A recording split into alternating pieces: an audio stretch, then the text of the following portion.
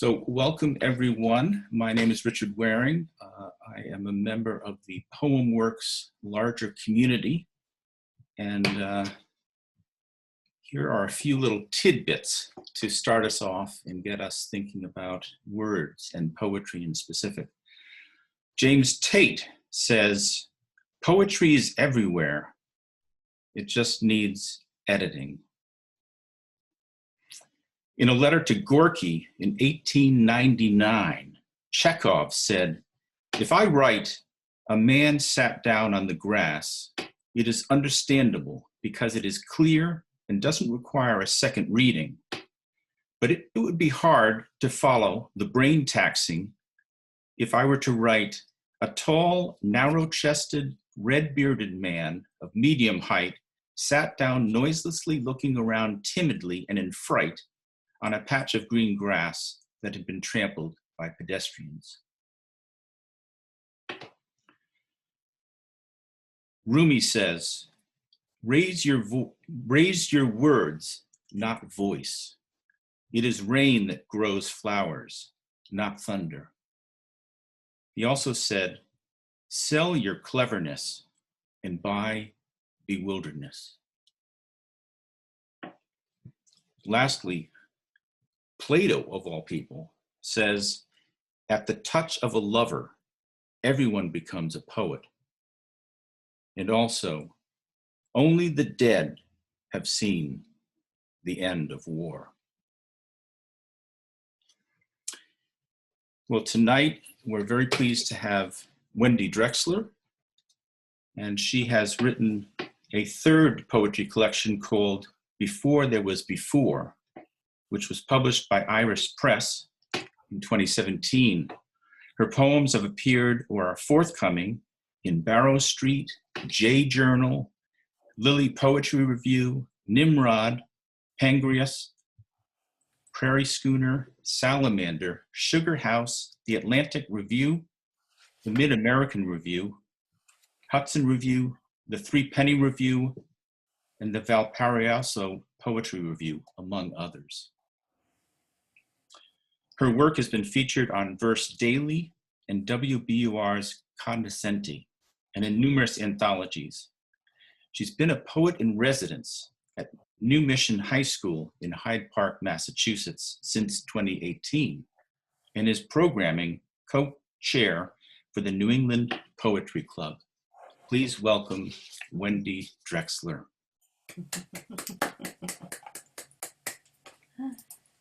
Thank you, everyone. This is really fun to have all of you gathered here under one screen, so to speak. And thank you, Richard, for inviting me to read with you and for keeping poetry alive in this series, especially now during COVID. It's possibly even more important.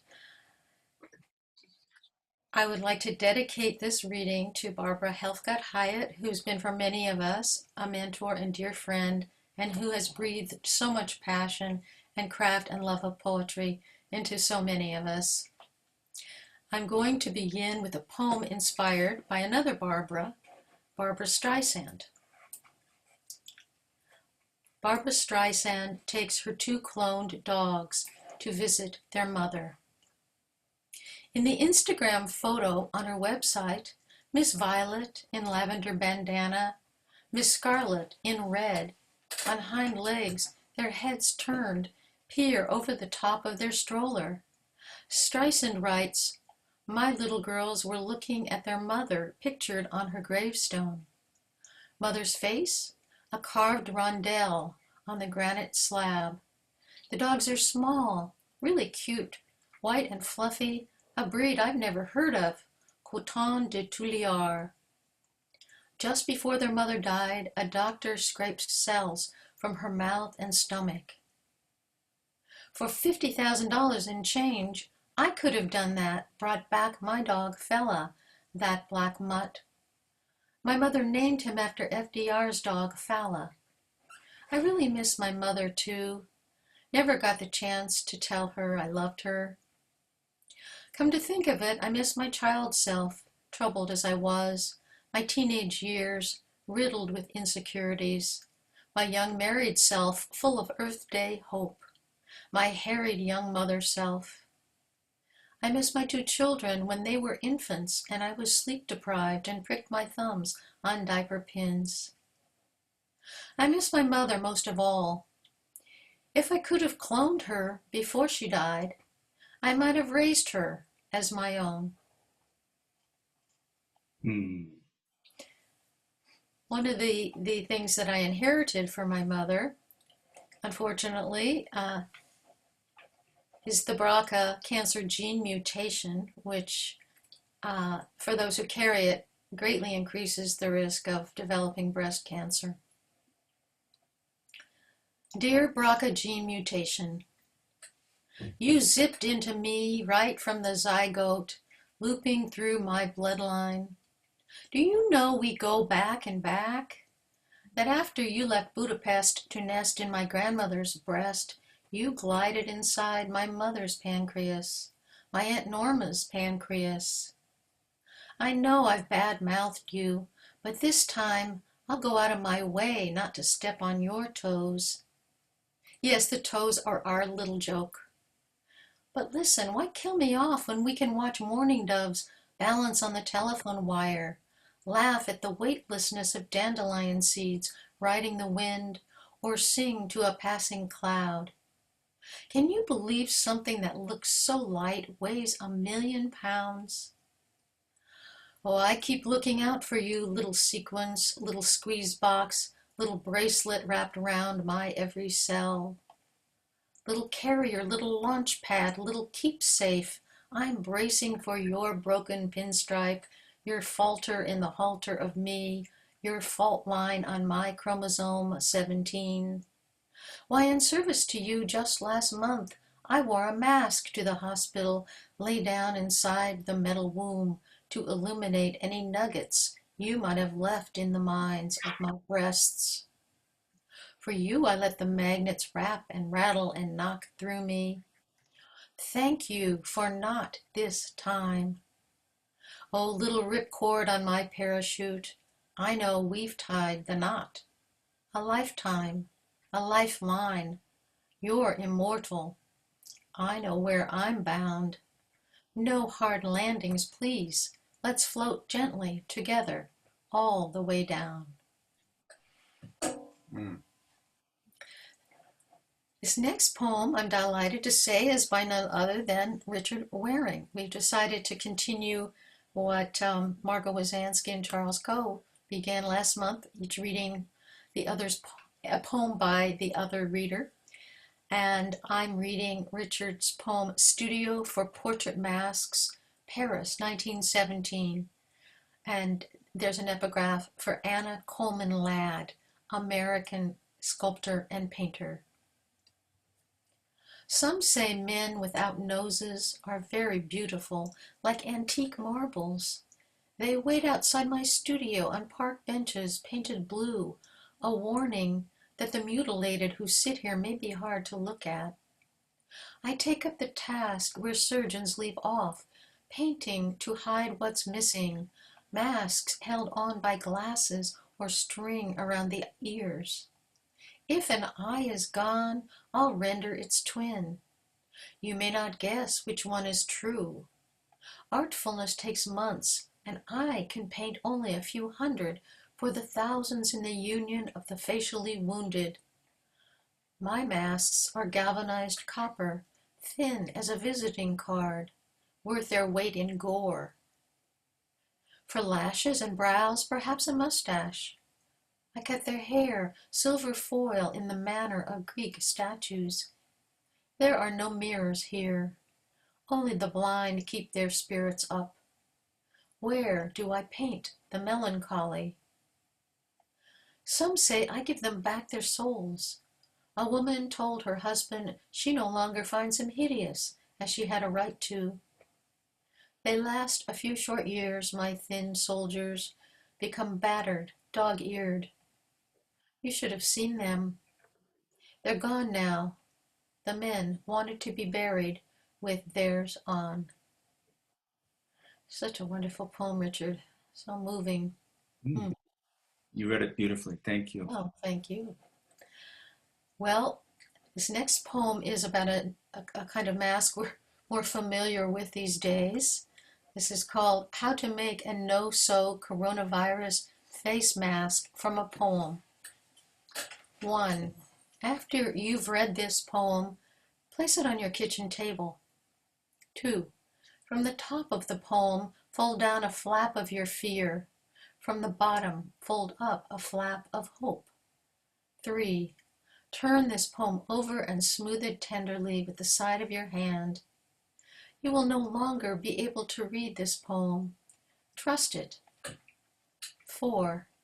Feed an elastic hairband over each end of this poem, the way you once gathered the strands of your daughter's ponytail. 5. Now fold in both ends of the poem until they overlap like waves on the bay. 6. Turn over the poem and plump the pleats. 7. Secure the elastic hairbands of this poem around the shells of your ears. 8. Wear this poem as if your life depended on it. And I got an email last week that a filmmaker is going to be making a film of this poem or based on this poem or inspired by this poem. This is a collaboration between filmmakers at Michigan State University and poets in the anthology Voices Amidst the Virus, which was published by the wonderful Eileen Cleary and Christine Jones. So I'm excited to see what happens. Also, shout out to Pangyris for first publishing this poem. Concerning forest fires and how they spread. 1. Note to David Evans III of Newton, Mass., addressee of a postcard I find in a consignment store. Your Nana sent you alligators, their huge jaws clutching the seat of a black man's trousers, the man down on his knees praying for relief. Did you laugh at your Nana's sense of humor? Did you think of Roadrunner? Do oblivious and hostile mean the same? Were you happy for Nana's crisp waves of cursive? Grand weather arrived here yesterday. Her inks implied consent. Davy, if you are alive and read this, please let me know why you threw Nana's card into the consignment store bin. Do you sleep at night unburdened as a boy you were, or toss and turn? Do alligators bewilder your dreams? Are you all thought out? And let me know, if you would, your thoughts on forest fires, whether drought or because someone has dropped a match. 2. Note to Irina Ratushinskaya, Soviet dissident poet, whose obituary I read in the New York Times, July 15, 2017. 4 brutal years in that gulag prison, you wrote your poems on soap with a burnt matchstick, memorized them, then washed your hands and poems down the drain. Despite freezing, despite hunger, forced labor, sharpening your mind to write beauty in captivity. Frost on a window, only a blue radiance, you wrote on a tiny pane of glass. Irina, everything is attached to everything long enough. Moon to sky, the ocean to its wave, your bar of soap to the burnt ash of the match, frost to glass, oyster shells to a rock they can't be pried from.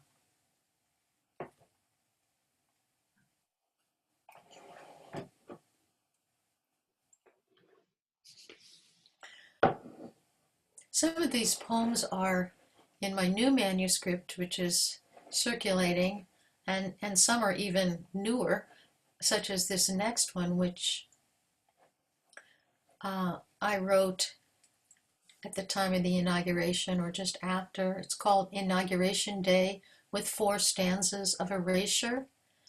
And the erasure are some phrases and words I just jotted down during Biden's speech, during Amanda Foreman's poem.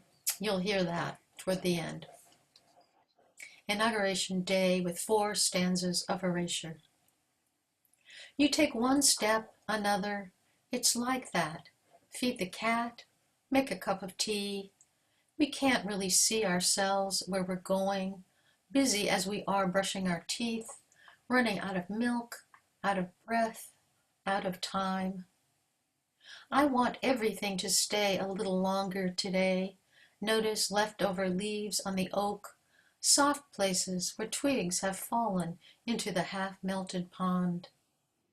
I used to have a mustard seed necklace, the lucky seed sealed in a clear globe that glimmered, held by a gold chain around my neck. It used to be easy to believe in anything without asking why. Meanwhile, stars have folded themselves behind the blue where we can't see them. Meanwhile, fires have been burning around us. Anger, hope, grasping, seizing, disbelieving every field, every bird that flies over it, because it's too hard to count them. The birds, I mean, there are so many. Enough uncivil, so help me. This land has long torn enough of us to carry all of us. Not to fail this day, this time, this place, this light for the least, carving more of itself. Listen, what comes next is entering what may be.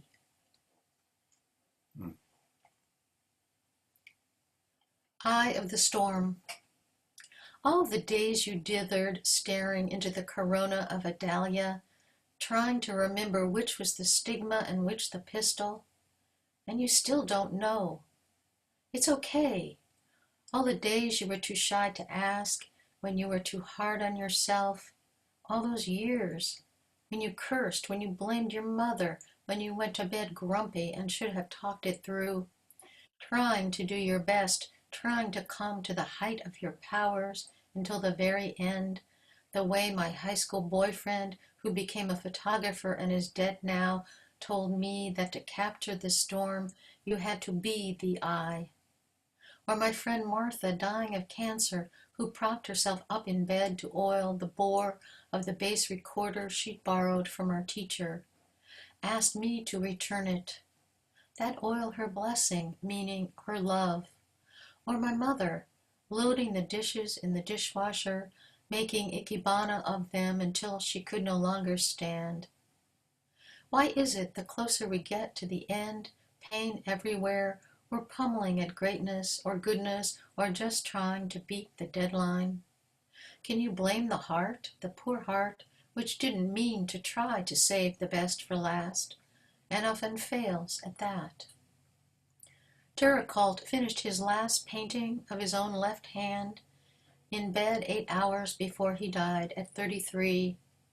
He must have pressed his hand down hard to seal it to the page, like those hands splayed on cave walls, tracing around it in pencil, then a wash of browns, ochre and olive to make flesh faithful.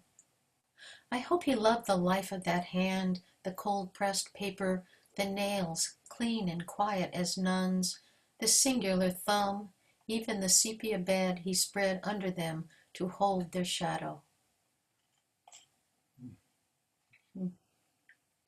So I wonder if some of you this summer went outside to look for that Neowise comet. And I was really in a good spot to see it on Cape Cod on a really clear night.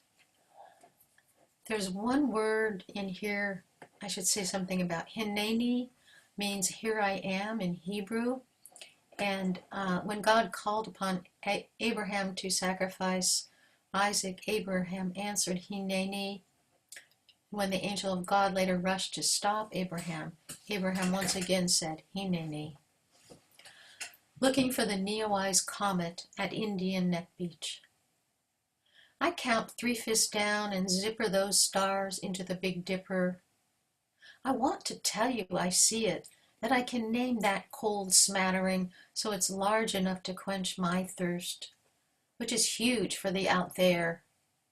Maybe it's only my shaky hands gripping the binoculars that set some star to sizzling like a live wire. Shouldn't it be enough the sky's an all-night Broadway show, an endless proscenium, the Milky Way riding the black everlasting? Shout Hineni to the great silence, everything present and absent at the same time. Isn't it enough to be plunged into the middle of a story you haven't written, your life hurled out into peacocking galaxies, all of us turned into constellation, given our starry names?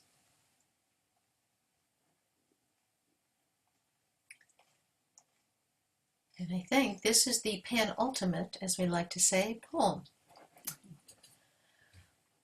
Aren't we lucky to have been so beautiful?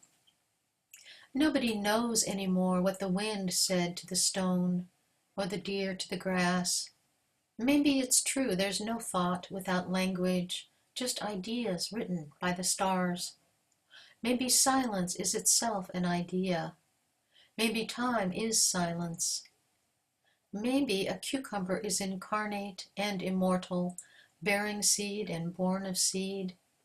Maybe I'll learn to do better, want less.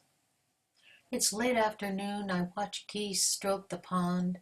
The sun hurls our two shadows 50 feet down the slope.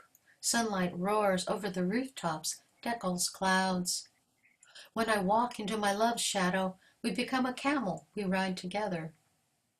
I was 5 when I stood beside the lilac in the backyard, buds humming into blue air, tingling with the honey-heavy scent, as if hundreds of unspent pennies jangled in my pocket, and realized I was I. Now my astonishment could begin. Very good. Let healing come. And this is after Jane Kenyon. Let healing come in ordinary time to the tattered boughs of the fir tree cloaked in snow. Let it come to my sadness, walking past Santa and Rudolph, sprawled flat on their backs on a dew-glistened lawn. To the family of wild turkeys in the swale behind Oak Street scavenging birdseed chaff from my feeder.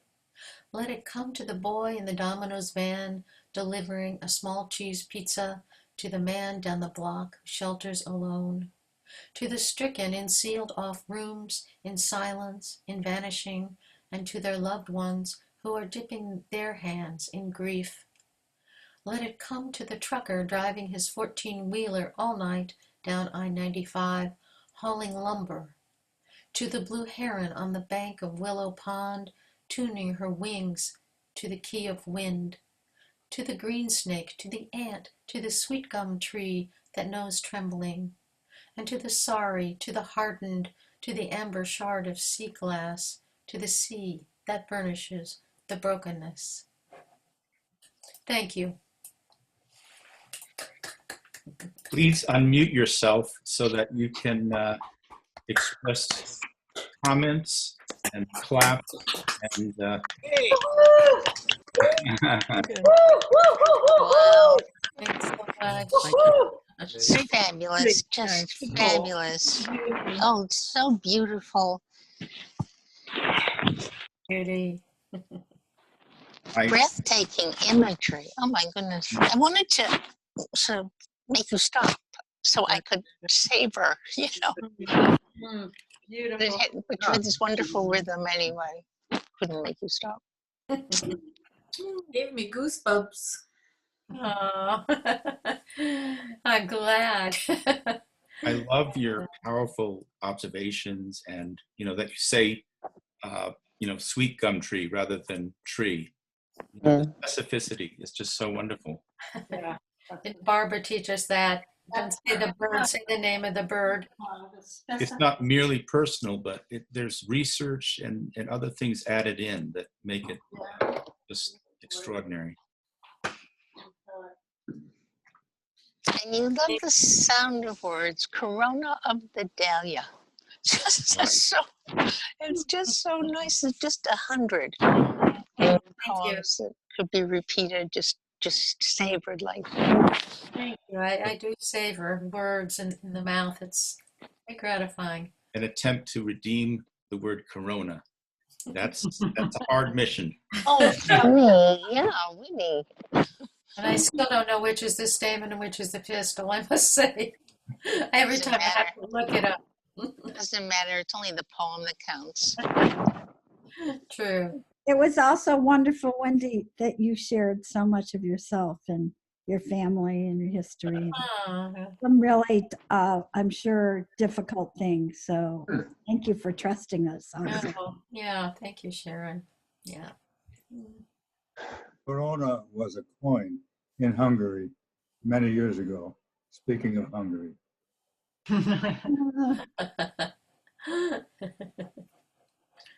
You'll have to share that film when it comes out. Oh, yeah. Very interesting. Yes, yes, very, very. I actually wrote that. You know, there were all these videos on the internet, and actually, Bobby, I think you sent me the link to this. It was beautiful. This woman beautifully folding like it was origami. This handkerchief, you know, to background music, and it had all the directions for how to make one of those no-sew masks, and so I sort of just used those instructions, but made it out of the poem, made it be the poem. That was actually one of the few poems I've ever written that began with an intention. Like I got this idea, what if I could do a how-to about, you know, combining a poem and a mask? I mean, almost, you know, all the other poems start without an intention, so that one did have an intention. So. Wendy, what a great way I thought to, with your postcard poem about the alligator, to back into a difficult subject and give it your own viewpoint. I thought that was a really brilliant way to talk about something that's difficult to talk about. Yeah. Oh, thank you, Gray. That's meaningful. It is really, really difficult, you know, as a white person to write about racism. Yeah. Yeah. I couldn't believe that card. I really couldn't believe it. And yet it shouldn't surprise us either. Yeah. Wow. Now, in addition to like beautiful and gorgeous, I also found myself thinking, wow, this is pretty relentless and like almost impossible to stand. Like some of what I was hearing you say, Wendy, and I was thinking back to the tidbits that Richard shared in the beginning, in particular the one, I forget the author, about that poetry is everything, it just takes editing. Like the amount of suffering in addition to beauty that you captured in these poems, like makes me wonder just in general about the unedited beauty. Interesting. Unedited beauty and suffering. Well, yes. Too. No, I mean, that poem went through many, many revisions for sure. Yeah, yeah. And then combined with another poem, there was that second part to it. And under the rubric of sort of the forest, the fires, you know, and which is another kind of motif in there. Yeah, that was a complicated and difficult one to write, but yeah. And isn't it true that every poem is birthed a different way? Like every child, you just don't know how it's going to be born. That's true. That's bad. It's sometimes the difficulty and sometimes, and most often, the wonder of it that it isn't ever the same twice. So that act of uncovering it, discovering it, writing into it, yeah, is gratifying. Yeah, yeah. Well, I don't want to take too much more time because we want to hear you, Richard, in our open mic. Well, I am going to mute everyone again and then have Wendy unmute yourself, and we will continue on with our evening. Okay.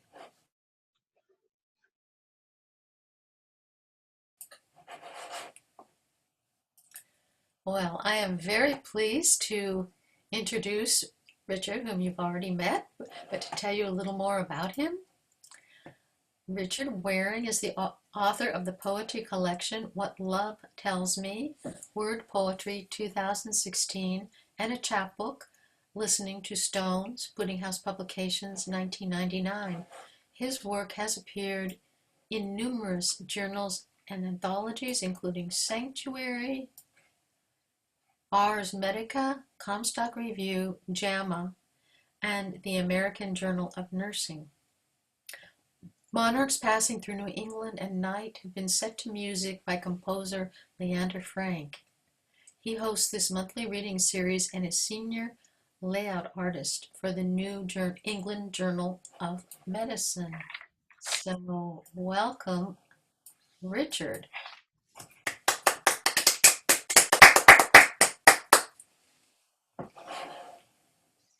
Thank you so much, Wendy.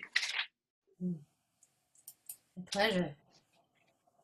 I'd like to start with just one poem from my chapbook, which is currently out of print, although I think you might be able to get a copy recycled on Amazon. And the chapbook is called Listening to Stones. Someone once told me that if I had called it Listening to the Stones, it might have, sold better. But it was Listening to Stones. And this is a poem about Lake Superior. Nocturne for an Inland Sea. All day, water and sky have been at odds over whose is the better beauty.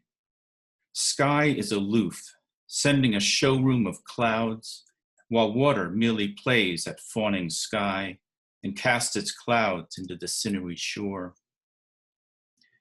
What happens now, as opaque layers begin to yield to the greater deity of night, is a kind of downward spiraling skirmish, a dimming of daylight struggles, as if an eyelid were closing over all and slipping into the black and white of dream. Prior to stars and the separate conversations of pinprick light to come, there is this, a gradual consensus.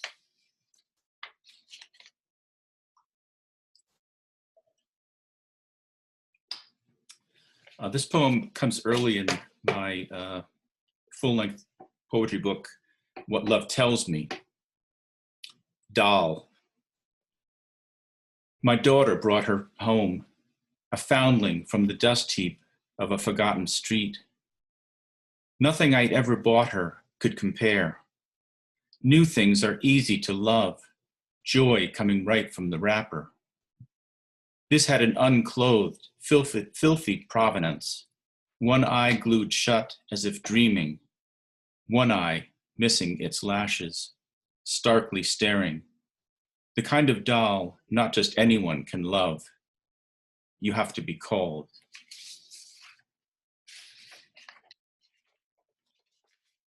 And in all fairness, I have to write a poem for my son. And this is one. At the skate park. Head shaved, chest bare, poised in a hurry, my son powers up for a heel flip backslide 180 out.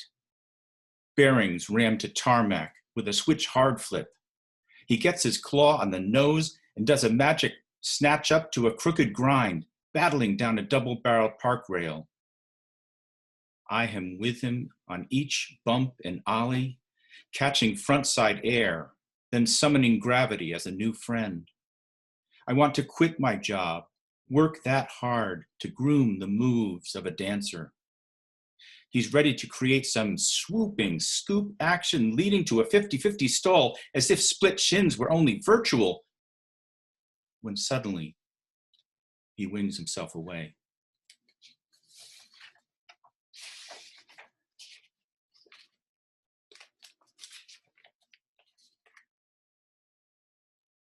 He gave up skateboarding because it might crush his fingers, which he needed to become a professional oboist. This is called Watching My Son Make a Reed. You take the cane that comes all the way from southern France, hollow it on your gouging machine, place it on the shaper tip, and run a razor down. You carve your heart out along its windows, rub the back to thinnest vanishing, reveal your eliding spine, coax tones that are like nothing in this world. I never taught you to shave, yet you hone your life on a stone, shape with ease, applying beeswax to your thread, counting the wraparounds and tying off. You toil in silence for something beyond sunlight, moisture, tongue, breath, fingers moving to improve what nature gave you, wrestling perfection into a note's first song. Every sorrow leads to this, a longing happy enough to climb a scale. This is how you know what will be your cry. The crow trembles. The reed slides gently into place.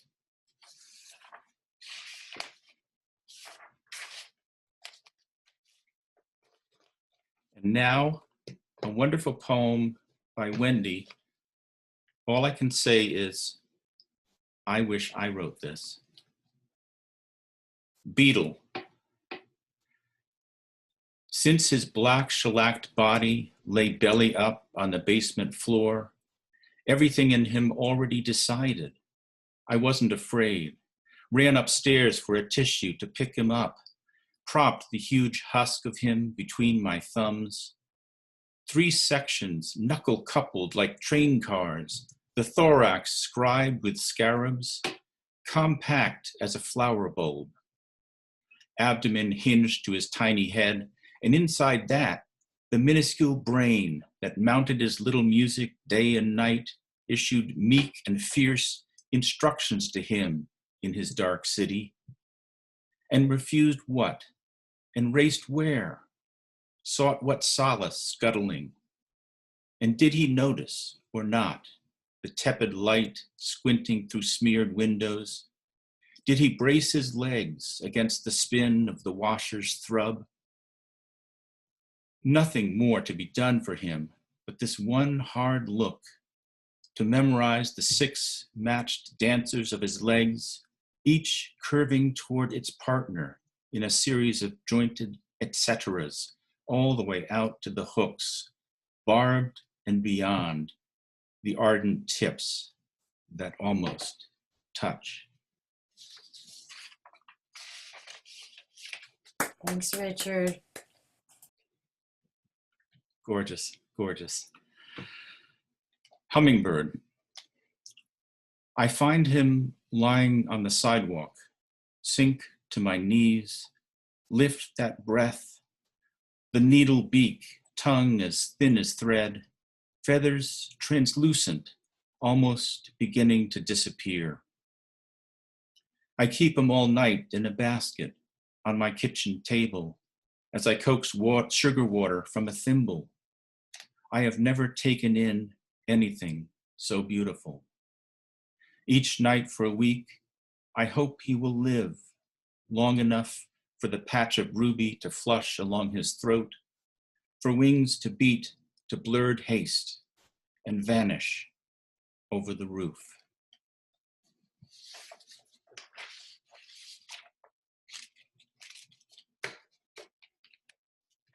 This is one of the poems that has been turned into a piece of music for piano and voice, but I will still only recite it.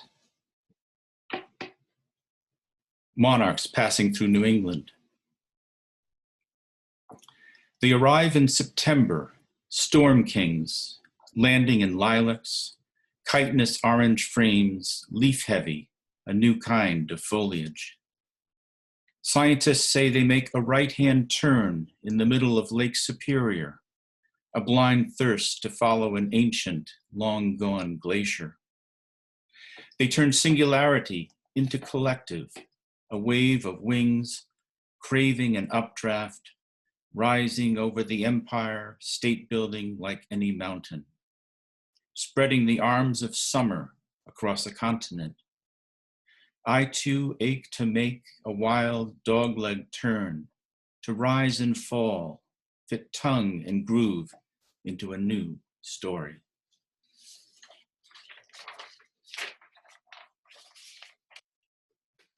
And now a few poems from a new manuscript called All That Remains.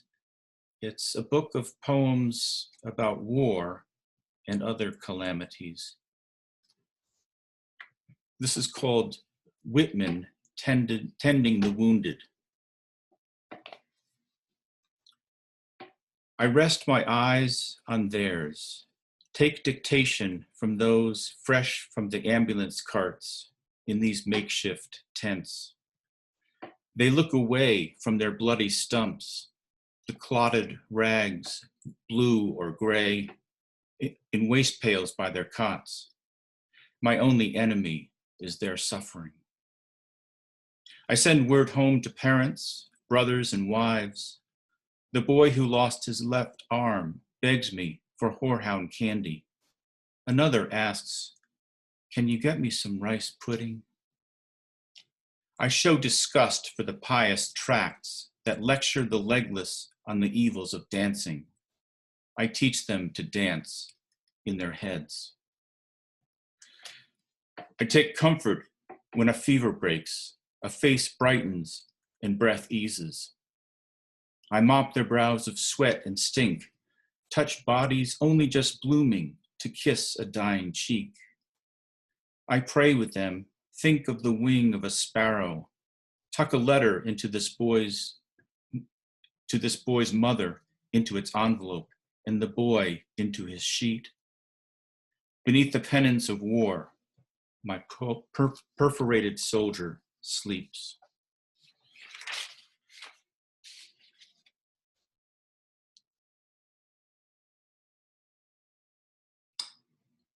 Jumping to the First World War, fireflies. In the blacked out trenches, I gather fireflies in a jar, a dozen or more, to read maps by. Seldom thanked for helping the war effort, they often die in those jars alongside the men. Horses, too, gone by the millions, choked from hunger or drowned in the mud. Our dogs smelled the mustard gas and heard the wail of shells long before any of us. So I write, by the chemical glow of these fireflies, back in thought to the fields of home. One of the things that inspired me to write this book, it sort of, war kind of came after me rather than my choosing it. And my Uncle John served in the Second World War and wrote a number of letters home that my mother typed up when she was in high school. And so this is from a series that I wrote called Letters Home. January 7th, 1945, Alsace-Lorraine. I've been lying here for 15 minutes, trying to think of something to say that's allowed. Censorship means a guy can write about events more than 2 weeks old and places over 25 miles from where he is now. The hills are covered with snow, except the thickest woods. 2 howitzers keep going off, and each time I jump about a foot. Yet not far from here, we saw rabbit tracks, and a bird sang a very pretty song. At the new place, we set up, the people must have been very cultured or had a display library like Mr. Gatsby's. There's an awful lot of Bavarian culture and Italian Renaissance. The pen might be mightier than the sword, but we found a book that took 350 pages to stop a bullet. Last night, we dug a hole about 4 feet deep and big enough for 10 men to sleep in and keep warm. I'd appreciate if you could get a good supply of candy coming. Gumdrops, caramels, molettos, chocolatos, hard candy, gum, kisses. Ask Sis for expert advice. And cigarettes. Don't worry, I won't smoke them, but they're good for trade. Oh, and they made me bugler, since I was the only one brave enough to try it out. At first I couldn't play a note, but already I have a whole octave that sounds fair but flat near the top. So it's bugle calls, call to arms, and revelry, about all anyone can stand. The good news is that I'm attached to a company headquarters and not so close to the front lines. I didn't tell you, but I had a very sad experience some time back when I lost my best friend. He had a wife and the cutest twins. He was just starting to tell them apart.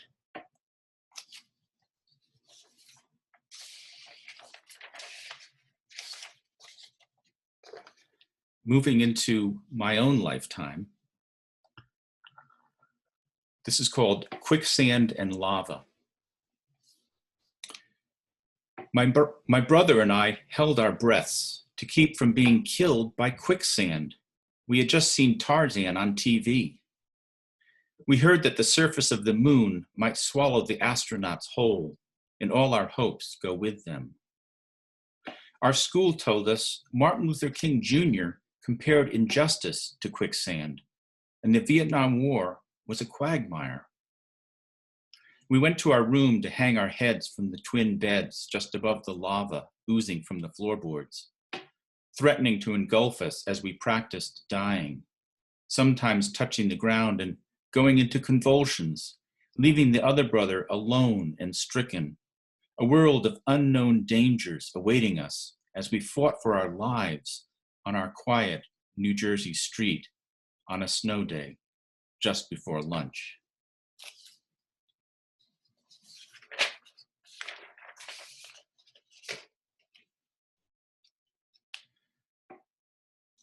Verdun revisited.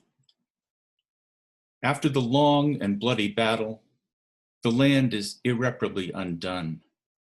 No one can safely go among the unexploded ordnance, the many dead. The ground is given back to forest, forever forsaken. Bats like the underground hollows, old bunkers perfect for roosting. Yellow-bellied toads and newts relish the cool pools of bomb craters. Wild marsh orchids grow everywhere in the newborn scape. Before the war, these fields were wheat and barley, potatoes and rye. Cows wandered the sleepy slopes. Now, non-native flowers bloom where bouquets were left at graves. American blue-eyed grass is here too, stowed away as seeds on the hooves of US Army horses. And on the German side, intense blue of the gentian plant that soldiers used to make their spirits.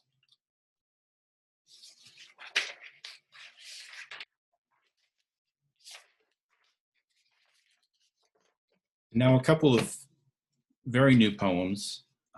This one from the pandemic. Above the mask. I have become a student of eyes, those twin sentinels in the watchtower of the head. Glances that are my daily bread and water, shelterless above the mask, a last stand against anonymity. Eyes as beautiful as butterfly wings, as violets wet with dew, or triggered with terror by a sudden cough. They can be shy as stars by day, bold as moonbeams by night, light emitting, barely endured. Eyes unknown and unknowable, loved despite hardships that try to steal their brightness. Eyes that stop speech, speak louder than any voice. They dilate, open to all mysteries, close to what's not possible. At the end of the day, around the campfire of their lashes, eyes are the pioneers of whatever love or sorrow beckons across the vast expanse of the face. Their prophecies frightening, promising the only way forward.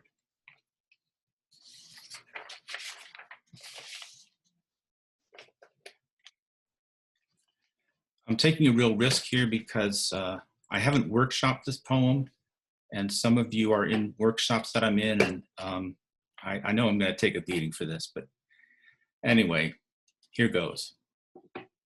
The poet. I am a fisher in a deep lake. I drop a line to see what happens. Will the thread be strong enough? Sometimes the thing is too young and I toss it back. Sometimes I don't let out enough line to go deep to where a subject lies vulnerable. If I am impatient and pull too soon, the line may break and the universe veer off into oblivion.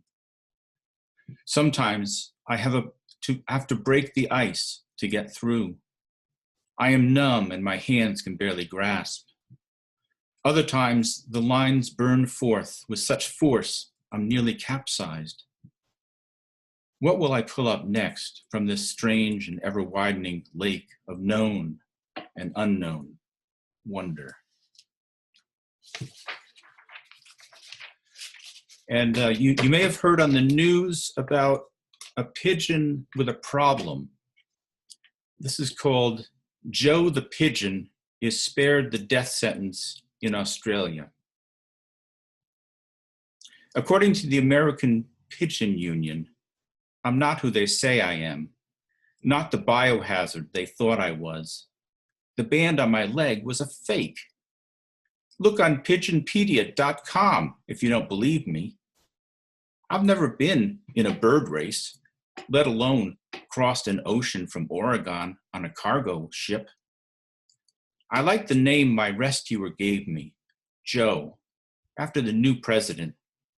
He's rooting for me to avoid the quarantine and inspection service that wants me dead. Do a perish, as they say. Show a little compassion, people. The annual Justice Party is calling for a pigeon pardon, as if I'd done something wrong, some bad luck Joe. Come on, I'm not even a flight risk. I just want a drink and a wash, that's all. You've got the wrong pigeon, folks. I just want to settle down with this local lovey-dovey. Show's over. Mind your own business.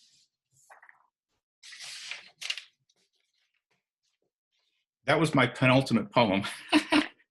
And now, you may have also heard on the news that I am once again single.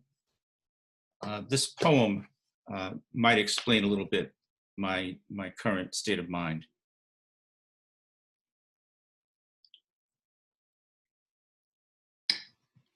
Post-divorce ultrasound. He pushes the probe into its final awkward spot where the blood comes out of my heart when I say, "You're looking at the heart of a poet." "Is that right?" he asks, repositioning the wand. "Oh yeah, I see. To be or not to be." As long as we're getting personal, I say, "It's not just a pump in there. It's been through a lot lately." He tilts his head, gives me a knowing look, says, "I can see that." Like he knows I'll come through just fine. Thank you. Please unmute yourselves to give Richard a hand. Hey, Great work, Richard. Fabulous.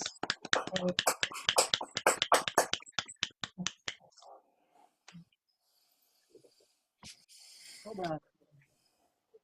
Any other comments? Wasn't very risky, you know. It was too beautiful to be risky. Thank you, Nicole. Richard, your poem about the mask and the man with the woman who paints the replacement for missing body parts on the face was just Yeah, that was gorgeous really and amazing. I think that was my favorite too. Yeah, these are the kinds of things in wartime that really get me. When art serves a purpose that medicine has yet to accomplish, or when art can soothe and comfort. So those are the certain angles that I take. And also, you know, the destruction, not of just of human beings, but of animals and of environment. It's, you know, when you have relatives that have served, you kind of want to embed yourself back in their time period. It makes history come alive. And then once you're there, you start looking around and seeing what else is going on. And it can lead to more writing. I asked if that Richard, was the detail in that letter about just telling the twins apart, was that actually in the letter or did you invent that? That was amazing. Yeah. And you know, the letters, you almost have to read between the lines what really was going on, because he was so candid, and yet you knew that he was sparing his family, you know, a lot of the details. But he did get into all of the different diseases that were running rampant through the company, and how he had to throw some hand grenades at a tank that were ineffectual until a plane flew over, and, you know, things of that nature that, you know, he didn't want to be heroic, because then he would get, you know, another stripe on his shoulder and be closer to, you know, getting killed. You know, he wanted to stay under the radar. The sis that he's talking about for the candy, is that your mom? Yes. Yeah, I love that. Yeah. The things that are that you can talk about. It's, you feel like there's so much that isn't said, but the need to talk and to write and to connect. Yeah, yeah. Those Are you, packages and letters from home were a lifeline. have you gone through all those letters, Richard? Are you still working with them? Is there a lot more to write? I've already been through them all. Some were shared with friends and never got returned. So unfortunately, that's not a complete set. And the nice thing is that he actually wrote poems while he was in the trenches and in the battle, but not everything could be taken. And so he lost that book of poetry. So in a sense, I'm doing a bit of a restoration project as well.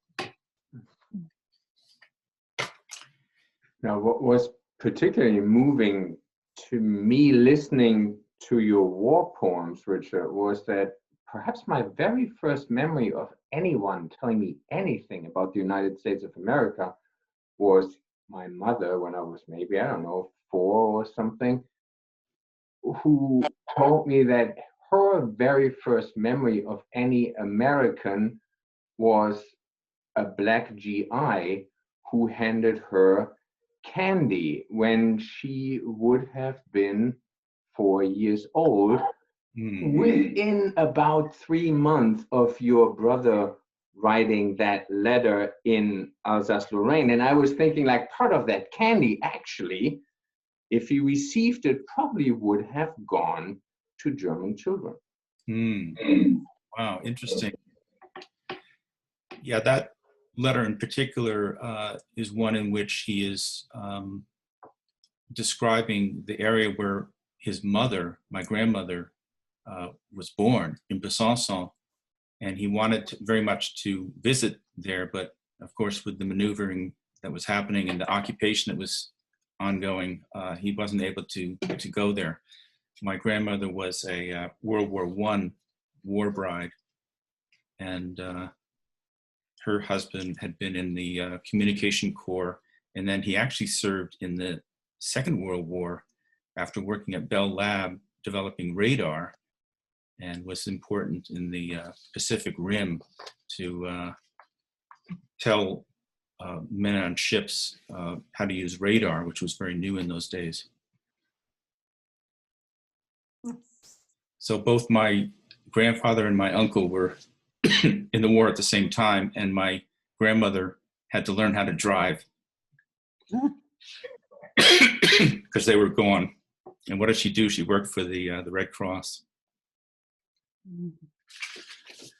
So I think we want to, without any further ado, get to an exciting lineup of people in the open mic. I want to start out by introducing our first reader, Rick Ribstein.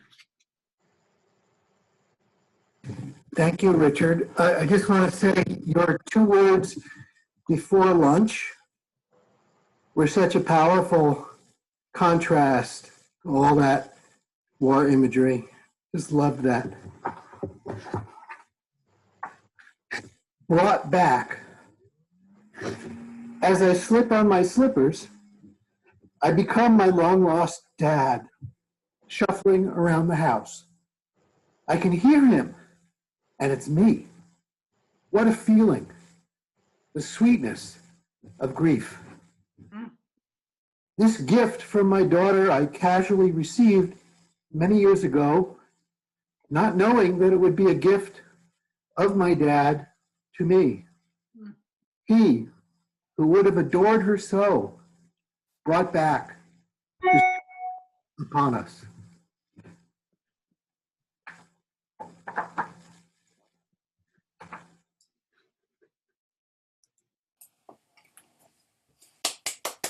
Thank you so much.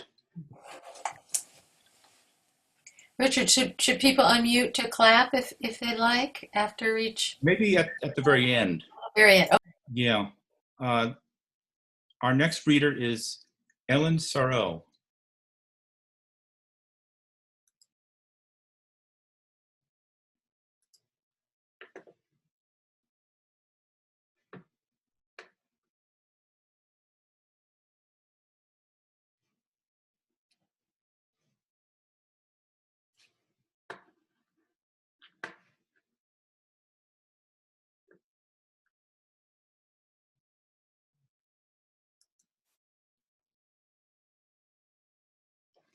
You've got to unmute, Ellen.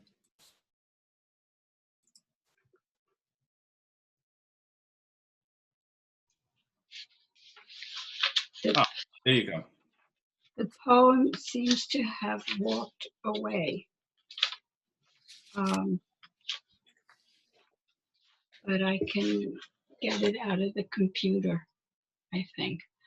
Why don't you go ahead with somebody else, because I don't know what happened. All right, I'll come back. Okay, thank you. Let's turn to Janine Purcell. Thank you, Richard. So this is a poem about those things that we that haunt us from our experiences in life and everything. It's called Same Old Game. You've been evil for so long now, I've never stopped battering myself with you. Never felt able to put down the bat and pick up my life and carry it forward without some sting of you coming from left field and tagging me just before I crossed the plate where I'd be home safe. You've hung like a curveball in my strike zone, and I stand flailing once, twice, 3 times and out, over and over, till the crowd roars in my ears, and the shame drags me back to the depths of the dugout where I beat myself with my own bat about my head and heart. I want to stop losing this series. I want to tip my hat to the adoring fans and not hang my head in your shame anymore. But it's a long way from first to third, and I still haven't learned how to steal home without getting thrown out at the plate. Wow. Wonderful. Thank you, Janine. Next, we have Steve Nickman. Thanks, Richard. What an amazing amount of beauty tonight. This is called Reversal. My wife and I had a tenant who kept to herself, who didn't know where she worked, if she had friends, or where she came from. Though unfailingly polite, she wore her hair so long it largely hid her face. We didn't know whether or not she smiled. Concerning the toilet tissue in the upstairs bathroom, we always loaded it so the paper came off the roll from the bottom. It seemed normal and natural, but when Evelyn moved in, she reversed it. The tissue came off at the top. My wife and I compared notes at breakfast. Since it was our house, we felt we had the right to re-reverse it, which we did. But Evelyn must have thought, it's my only bathroom. They have their own downstairs. So she reversed it again, and so on, until one night We heard her in her room, sobbing. Wow. Thank you, Steve.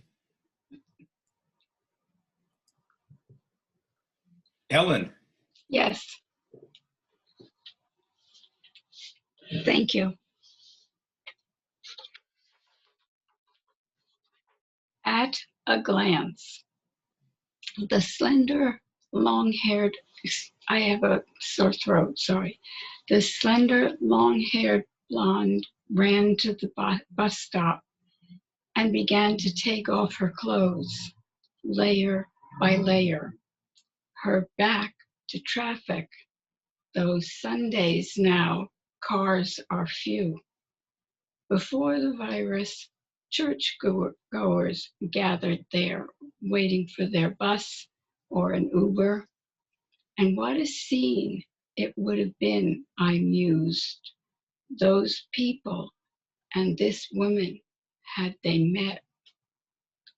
As I watched from the window, she rubbed her arms, shoulders to wrists, then shook her tops and one by one pulled them on.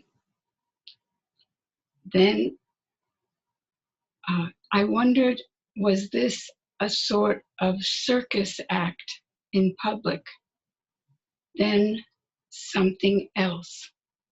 I walked to where she was, now fully dressed, and asked, "Homeless?" "Yes." Her voice was soft.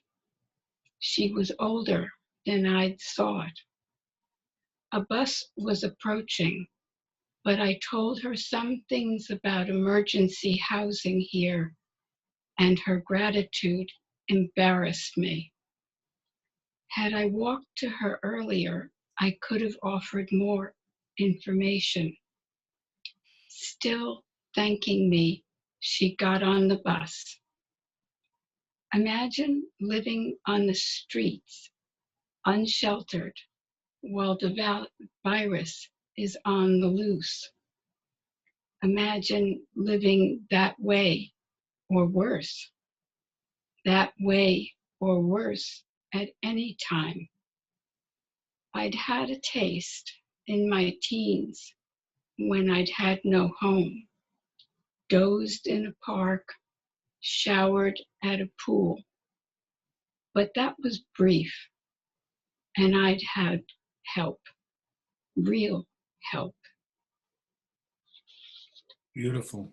Thank you so much, Ellen. Thank you. David Miller. Okay, hi everyone. Thank you, Richard and Wendy. I not only, of course, enjoyed hearing your poems in your own sets, but I don't know, it made a good kind of synergistic energy between the two of you. Really appreciated it. So, thank you. You're welcome. This is titled pardon me. It's titled What You See Where You Sit, and it has an epigraph from Randy Newman's song Louisiana 1927. Some people got lost in the flood. Some people got away all right. What you see where you sit. Look, poet in cafe. Sure, you'll want to shout, "Stop, not another one." I too grill myself about it, believe me. At home, though, I lack the metalwork of froth machines installed on acres of countertop. I brew merely expected shades of caffeine. Therefore, cafes. Up betimes I betake myself out with in backpack a notebook, in pocket a pen, in pen a tube of ink nearly used up. Through the window, a sushi restaurant's gold script or Burrito Corner's mural butterfly, improbably a poem built in or out of a cafe. The proceeding is fantastic. Cafes. Who can sit down in them anymore? This impossibility is 10 months and counting, what with choke-held lungs, the dying and deniers. 10, a word that stands for, I don't know, some other number. Some people got lost in that flood. Some people never needed to lift their snouts from troughs of ambrosia. Some people barricaded through doomsday.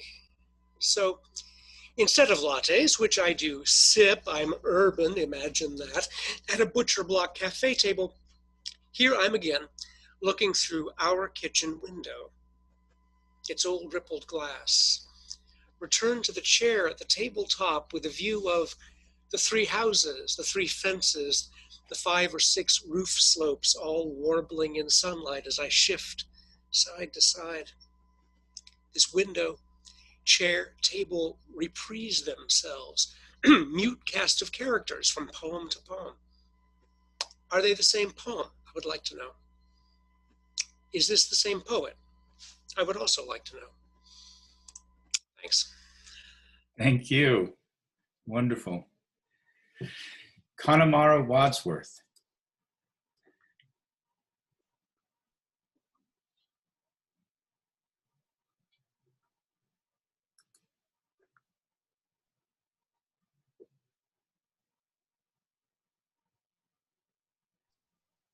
Okay. This poem isn't quite off the drafting board, but it's on its way. Reflecting. Because our language plays with sound, I teach my students to play with words. No, no. Air, air. Flower, flower. Draw pictures of each one to show the meaning, so they weave spelling into memory, stitch practice, and play together in their cycles of learning. I still get tricked with pairs. Take that water pail, brimful, luminous, just this lit with a shaft of sun. Within it, a watery spiral that seems to rise. Think stairs. Think stairs from above, ammonites, spiral galaxies, helixes, logarithmic spirals. I look again. Stamped in the bucket's metal bottom, the circles blur and reflect upward on the glassy water's surface, where I'm tricked into spiral's illusion. From the Latin ludere, to play. My eyes say spiral. My mind knows circles, slippery as words that seem to play off one another. Thank you. Thank you. Margot Wazansky.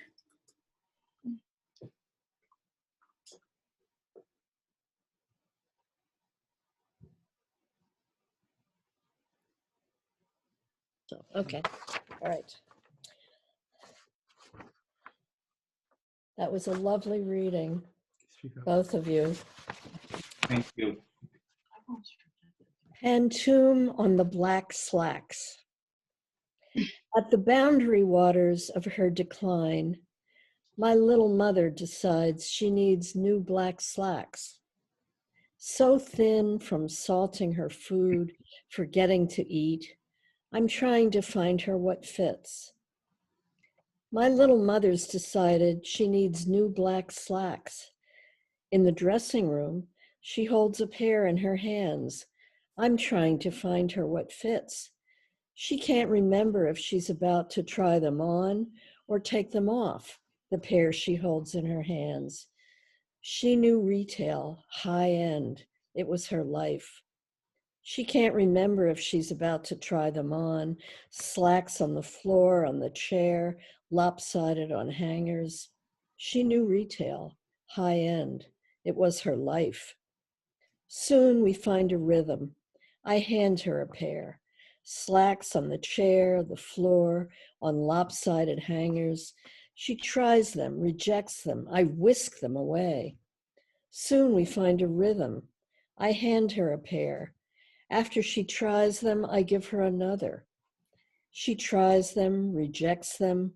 I whisk them away. These fit, she says, the very pair she wore this morning. I'm finished with giving her another pair to try, so thin from salting her food, forgetting to eat. These fit, she says, the very pair she wore this morning. My mother's at the boundary waters of her decline. Wonderful. That's a very Yes. difficult form. Well done. Yes. Gray held.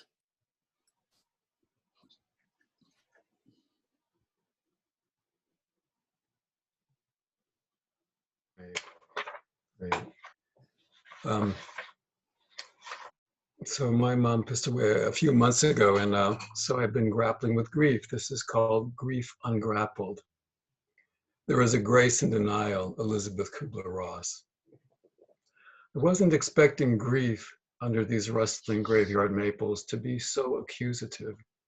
You're holding the shovel wrong, not tossing the proper allotment of dirt onto your mother's coffin. You're always wrong, says grief. See how you say opal, but you mean onyx? You say regret, but you mean regress. You say grief, but you mean gripe. Even at the wake, grief berates me for being short on disposable cups for the ladled out condolences and for the sink clogging and the disposal broke. 2.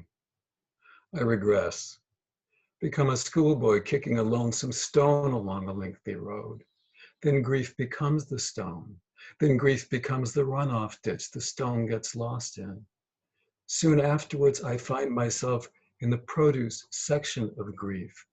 Sorrow, remorse, gloom, everything on sale.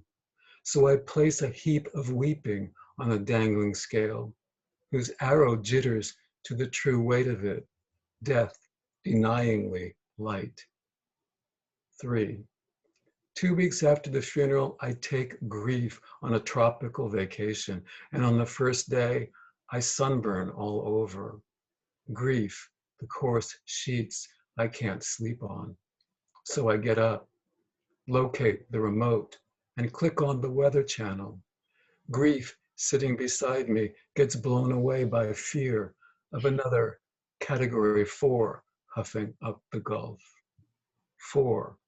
All grief wants to do is talk, but I'm still not ready. So grief tries another tactic, lights a cigarette for us to share. Thank you. Thank you, Gray. Mary Bodwell.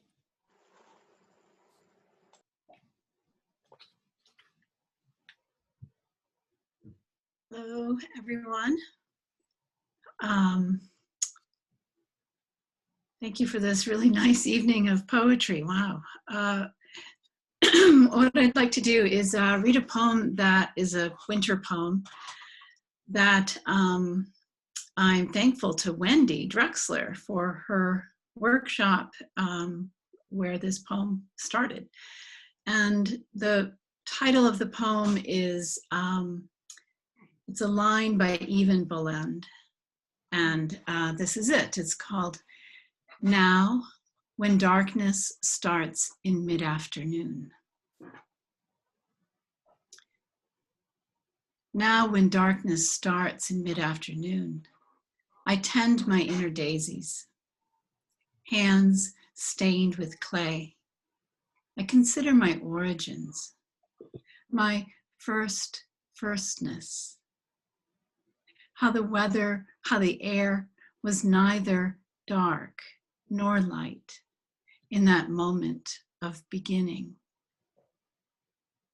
Sure, it was already closing, like a December day, the winter being tucked inside. The ova, too, ready to unfold, like heliotrope and pine. The hour, an infant day, seeded seed, to petal out its rounds of gold, to disappear. Thank you. Thank you. Very nice. Our penultimate open mic reader, Carrie Lohman.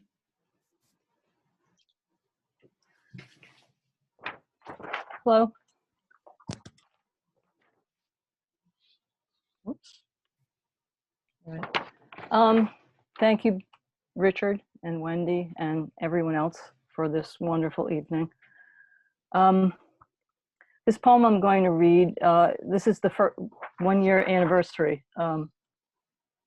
I go out to beside the Muddy River most days of the week, and last year I very sadly found a dead heron on the pathway, and so I wrote this pantoum.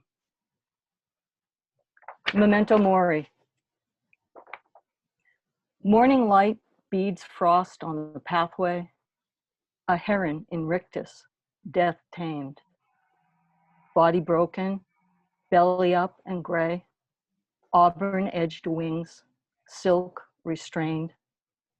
A heron in rictus, death tamed. Spine limber in life, still and compressed. Auburn-edged wings, silk restrained. Taut skull, sunken eyes regress. Spine limber in life, still and compressed. Breast feathers furl, twisted and tight. Taut skull, sunken eyes regress. Measuring distance, measuring flight. Breast feathers furl, twisted and tight. Marcescent oak leaves his partner in place. Measuring distance, measuring flight. Guileful neck, savage grace. Marcescent oak leaves his partner in place. One talon gestures, expresses the black. Guileful neck, savage grace. Life story surprised, no looking back. One talon gestures, caresses the black. Mimics foreshadowing, mimics regret. Life story surprised, no looking back. Mimics a truth I'd do well to accept. Mimics foreshadowing, mimics regret. Body broken, belly up and gray. Mimics a truth I'd do well to accept. Morning light beads frost on the pathway. Thank you. Wow, fantastic. Yes. And finally, last but not least, our ultimate poet, Alexis Ivy. Hi, everyone. Thank you so much, Richard and Wendy. That was beautiful and really, really nice to hear you read. It's been a while. Just because there's been a theme of formal poetry in the open mic, I'm going to read a Sestina I wrote. And it's been almost 2 years since I quit smoking, so I thought I would do the anniversary. I wrote a Sestina about it, quitting smoking. I miss the lighting as much as the smoking. I miss being a smoker most. I had my last cigarette Sunday, used a match, enjoyed that last strike. It's been 20 years of this persona. Is this the last of this persona? Lighting after a meal alongside my coffee. I smoked 3 in 20 minutes sometimes. It broke up time. I miss all the paraphernalia. I'll get into candles, enjoy my good luck charms and ashtrays. Cigarettes calmed me down. Those scientists tested cigarettes and it doesn't do squat for stress or persona. Sometimes it's my only enjoyment. They're magic, those smokes. My pick of poisons. I was Miss Badass Cowgirl Harley, lucky in a pack of 20. Marlboro Reds got me. $20 a carton in Tennessee. Of cigarettes, I won't miss having to ask where and when to be that persona. And the sadness of my clients when I can't bum them a smoke. I won't have to say no as much. How enjoyable. The enjoyment I had of smoking 20 times a day, now I just fiend for a smoke. 2 cigarettes when I'm talking, or 3 cigarettes when I'm thinking about the past, when persona was my whole self. I miss checking my purse to make sure I have my missing habit.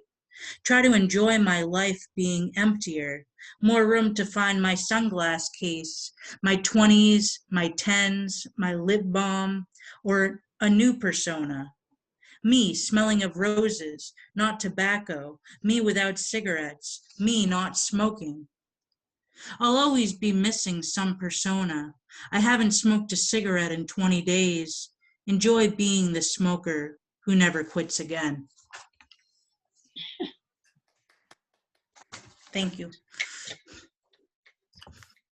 Please unmute yourselves for a round of applause for all of our wonderful poets.